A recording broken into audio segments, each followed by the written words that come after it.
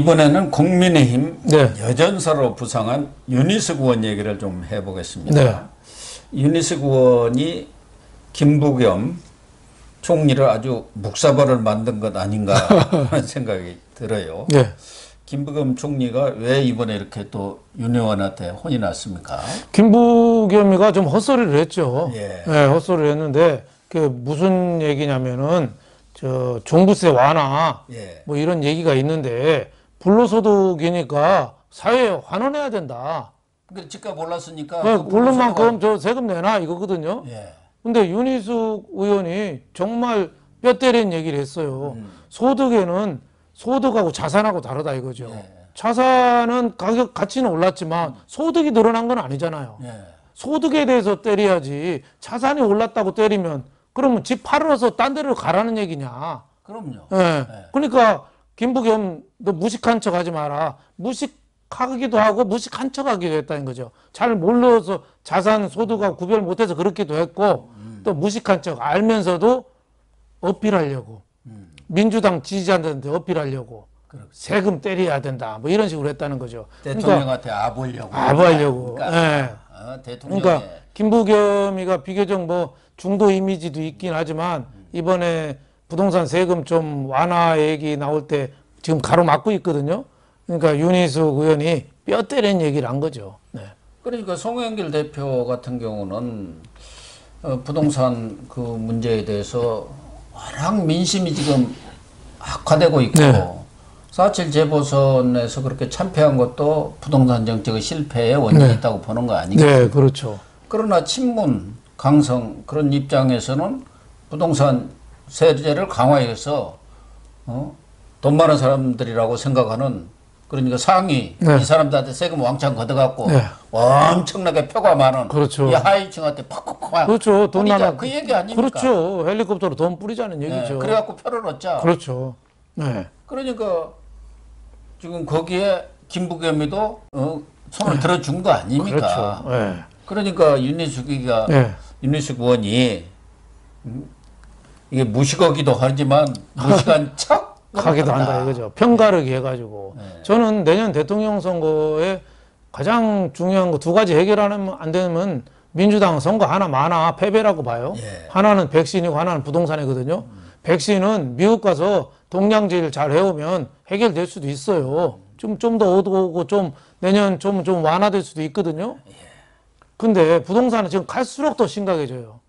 없는 사람은 없는 사람대로, 있는 사람은 세금 내느라고 힘들고 전 국민이 지금 다 곤혹을 치르고 있어요. 그 임대차 3법 네. 그때 윤희숙 네. 의원이 5분 연설을 가지고 네. 박사를 냈지 않습니까? 그렇죠. 다들 공감을 하고 네. 윤희숙 신드롬가에 났죠. 네. 지금 그렇게 되고 있지 않습니까? 다 그렇죠. 예, 오르는 거 집값 오른다고 좋아할 사람이 몇 사람이나 될까요? 전 국민이 다 고통인데. 고통이죠. 예, 근데 문재인은 못 사는 사람 더 어려워. 이걸 뭐 투기꾼을 잡으면 된다고 하고 뭐 이런 식으로 자꾸 나가니까 지금 뭔가 정책이 잘못돼서 이런 거거든요. 그래서 윤희숙 의원이 그런 면에서 좋은 지적을 좀 했다고 생각하고 김부겸이라는 사람 좀 기대도 별로 안 했지만 역시 저 학생 때부터 운동권이 있던 사람들이요. 예.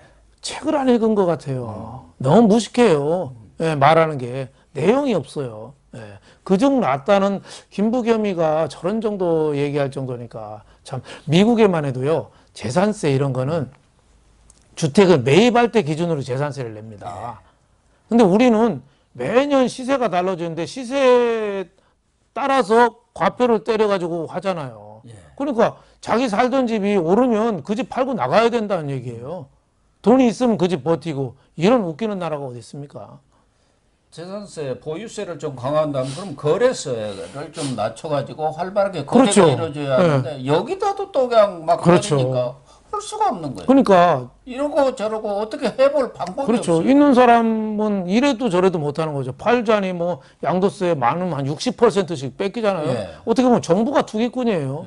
근데 이게 양도세, 종부세, 재산세가 결국은 집값에 다 포함이 됩니다. 양도세를 얼마 내기로 돼 있으면은 집값에다가 더 올려서 내놓거든요. 그렇게 되고 예. 보유세, 재산세, 종부세는 또 집값에 전가가 되고 세입자한테 전가가 되는 거예요. 그러니까 지금 문재인 청와대가 얼마나 저 부동산 현실에 대해서 모르고 또 안다고 해도 윤희숙 말대로 무식한 척 하면서 이 서민들한테 어필하려고 하는데 이게 결국은 서민들이 더 힘들어지는 거 이렇게 국가적으로 전 국민이 분노하는 사태까지 일어난 거 아닌가 이렇게 생각이 됩니다. 그러니까 김명수 아들 같은 경우는 네. 그 17억짜리인가 네. 반포 아파트 네. 거기에 공간에 살면서 다 그 돈 대가지고 지금 20억인가 차익을 얻은 건 아닙니까? 네. 네. 권력이 있으니까 그렇게 가능한 그렇죠. 그 공간이라는 거는 저 사르라고 한 거지. 대법원장 그 임기 동안에 네. 저 가족이 와서 살으라는 게 아니잖아요. 지 아들까지 분가한 아들까지. 예. 근데 참 김명수 저런 사람은 참 도덕성이라는 게 눈곱만큼도 없는 그건 대법원장 아닌가 싶습니다. 뭐 우리나라 이 고위직들 네. 그동안 청렴한 척하고 그런 사람들 위선을 네. 아주 엄청나게 부리고 내로남불의 아주 대표적인 사람들 아닙니까? 그렇죠. 김명수도 뭐 여러 차례 얘기했지만 대법원장 갑자기 네. 지명받으니까 춘천지법원장 하다가 네. 버스 타고 무슨 지하철 타고 그러고 왔지 않습니까? 쇼죠, 쇼. 관용차 네. 자기 차는 그냥 빈 차로 오게 하고 그러한 위세를 부리는 사람. 옛날에 그 왜 청와대 정책실장 하던 친구 그 왕진 가방 그 낡은 그 가방 들고 다 쇼죠, 김삼조. 쇼. 김삼조. 그래갖고 사진까지 대통령하고 찍어가지고 이렇게 청렴하다. 참. 쇼죠. 예, 쇼 어쨌든 정권입니다. 이 정부가 4.7 재보선 이후 부동산 세제 개선에 좀 적극적인 모습을 민주당 일각에서 보였어요. 종부세도 좀 완화하고 공시가 문제도 적정하게 이렇게 책정을 하고 그다음에 대출 규제라든가 이런 부분도 좀 고친다 해가지고 붕 국민들이 기대를 갖게 만들어 놓고는 요즘에는 윤호중이가 원내대표가 좀 앞장서서 이거 안 된다. 그러니까 또 그쪽으로 가버리고 거기다가 김부겸이가 총리가 되면서 그래도 저 사람이 합리적으로 판단을 하겠지. 이제 더 뭐 출세를 할 이유도 없는 것이고 그랬더니 오히려 이 김부겸이까지 친문 쪽으로 싹 돌아섰네요. 네, 뭐 자기 살라고 하는 거죠. 그러니까 송영길이나 김부겸도 자기 독자적인 세력을 내면서 그동안에 잃었던 저희 당, 민주당이 존재 가치가 없었잖아요. 네. 청와대 출장소라는 얘기까지 들었고, 총리실도 제 역할을 못하고 거의 뭐 청와대 노비처럼 행동했잖아요. 이걸 어느 정도 색깔을 내고 목소리를 낼 줄 알았는데 지금으로 봐서는 눈치 보고 시중 들기 바빠서 옛날하고 하나도 달라진 게 없다 이런 생각이 듭니다. 그러니까 윤희숙 의원한테 총리가 되자마자 크게 지금 한 방을 얻어 맞은 것 아닙니까? 할 말 없죠. 누가 보더라도 윤희숙 의원의 말이 맞잖아요. 그렇죠. 집값이 올랐는데 거기다가 그게 어찌 불로소득이냐 이거예요. 그렇죠. 집값이 자기들이 올린 거지. 청와대에서 올렸죠. 누가 국민들이 올렸습니까? 이 정권 들어서 지금 아파트 값이 다 배 이상 튀어버렸던 거 그렇죠. 아닙니까? 청와대에서 그래놓고 올렸어요. 거기다 세금을 매기겠다. 그게 불로소득이니까 그게 말이 되랍니까? 막걸리입니까? 진짜 말이 안 되는 거죠. 그러니까 이 김부겸이도 나와서 설치다가 그래도 윤희숙 뭐 하면은 컬럼비아 대학 경제학 박사의 KDI 교수 출신 아닙니까? 경제 전문가 아니에요. 예. 그래서 이재명이도 완전히 또 윤희숙한테 깨갱했잖아요. 그렇죠. 예. 윤희숙 말이 하나도 틀린 게 없어요. 이재명에 대해서는 철학이 빈곤하다. 예. 저거는 맨날 세뱃돈처럼 돈 뿌리는 것만 하지 생각이 하나도 없다. 그 왜 재산 비례 벌금제 얘기했잖아요. 그렇죠. 예. 그러면서 핀란드 얘기를 했거든요. 예. 근데 이제 핀란드도 소득에 비례해서 벌금을 낼 수 있어도 재산이 있다고 그 재산을 하는 게 그게 말이 되냐. 뭐 이래서 그 말도 안 된다고 많이 그 윤희숙 씨가 지적을 하니까 이재명은 또 그렇죠. 국민의힘 의원들한테 한글 독해 공부 좀 시켜라. 예. 그러니까 또 윤희숙 의원이 가만 안 있었어요. 예. 이재명은 소득하고 재산도 구별 못하냐. 선별복지는 절대 반대하면서 벌금은 선별 벌금을 공정하다고 그러냐. 예? 그러니까요. 원래 이재명이 기본소득이라는 게 보편복지 아닙니까? 그런데 이 벌금에만은 또 선별하자니까 말하자면 정책의 일관성이 없는 거 아니냐, 그렇죠. 철학이 빈곤한 건 아니냐. 그러니까 깨갱해버린 거죠. 그러면은 뭐 그냥 공정 뭐 벌금제로 하십시다 하고 물러섰는데 어쨌든 윤희숙 의원이 또 정세균도 세게 한 방 갈겼어요. 예, 정세균 물러나는 모양이 안 좋았잖아요. 예. 그러니까 윤희숙 아니, 의원이 언제 물러난지도 모르고 이임식도 제대로 안 하고 거의 예. 그 야반 도주하듯이 총리를 그만뒀어요. 그러니까 예. 도주했다고 예. 그러는 거예요. 한때 뭐 백신 문제에 야당 의원들이 이의적이하면은 막 화를 냈죠. 이거 백신을 정쟁으로 삼으면 안 된다고. 조만간 너무 백신이 넘칠 거라고 호언장담하다가 백신 문제 얘기도 안 하고 도망가듯이 가서 이제 왔다 갔다 하고 있어요 지금. 본회의가 열려갖고 이제 본격적인 질의를 하게 돼야 있잖아요. 과거 같으면 총리가 물러나더라도 다음 총리가 올 때까지 그렇죠. 자리를 지키면서 장관들도 지금 다 그러고 그렇게 있잖아요. 해야죠. 아니 국정이라는 게 비어 있으면 안 되잖아요. 근데 그냥 야반도주 해버린 거죠. 옛날 우리 어릴 때는 밤에 없어지는 집이 많았거든요. 예? 빚 많으면 그냥 밤에 없어졌어요. 사라졌죠. 아 나중에 알고 보면 다 서울로 가서 사시더라고요. 그 정석이 말빚을 많이 졌잖아요. 국회에 가서 큰 소리 많이 쳤죠. 큰 소리 치다가 이제 물러나는 마당에 가서 또 욕 먹기 싫으니까 자기 변명하기도 어렵고 그러니까 야반도주 해버린 거죠. 그 점에 대해서 윤희숙 의원이 도주했다. 딱 이렇게 용어를 또 선택을 잘하더라고요. 아주 뭐 용어 끝내주고요. 저는 우리나라 국회의원들이 윤희숙 의원 한 절반만 돼도 우리나라가 선진국 당장될 것 같아요. 굉장히 공부도 많이 하고 이 막말이나 거짓말 안 하잖아요. 조근조근 자기 얘기를 하잖아요.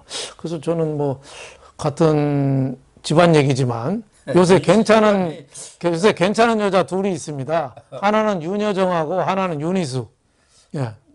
또 뭐 윤씨 중에 또 썩 좋지 않은 분들도 안 좋은 사람도 많죠. 윤지호라고 장자연 친구라면서 캐나다 사기치고 캐나다 도망간 사람이라든지 그건 뭐 어디 윤씨인지는 모르겠어요. 하여튼 뭐 윤희숙하고 윤여정은 저랑 같은 파핑이니까. 근데 윤희숙 이런 사람이 저 당대표 나왔으면 좋겠어요. 그러니까요.